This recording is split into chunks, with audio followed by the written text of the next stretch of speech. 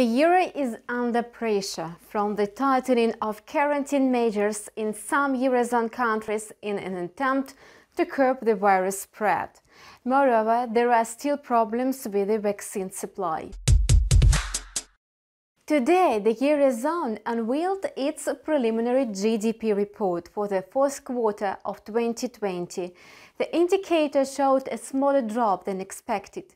Thus, in the fourth quarter, the economy contracted by 0.7% on a quarterly basis and by 1.5% compared to the same period in 2019.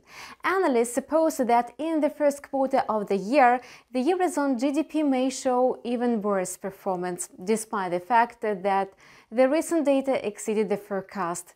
The euro continued losing in value against this background. Notably, the drop began in January when the ECB's representatives hinted that the regulator was ready to lower the key interest rate. Moreover, they manifested their readiness to take all necessary measures if the rising euro would pose risks to inflation.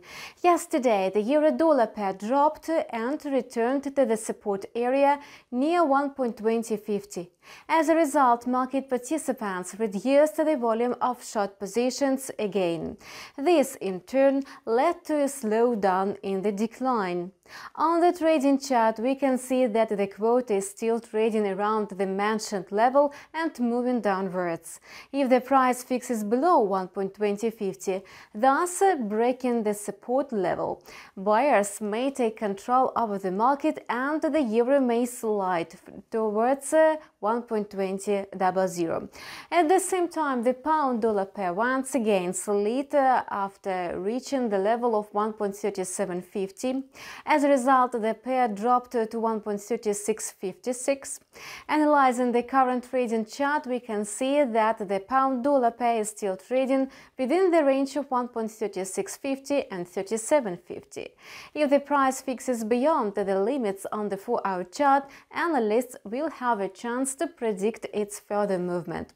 Until that moment, the main strategy is based on a rebound. And that's all for now. We keep monitoring the financial market situation. Subscribe to our channel and see you in several hours. We will take a close look at the US trading session.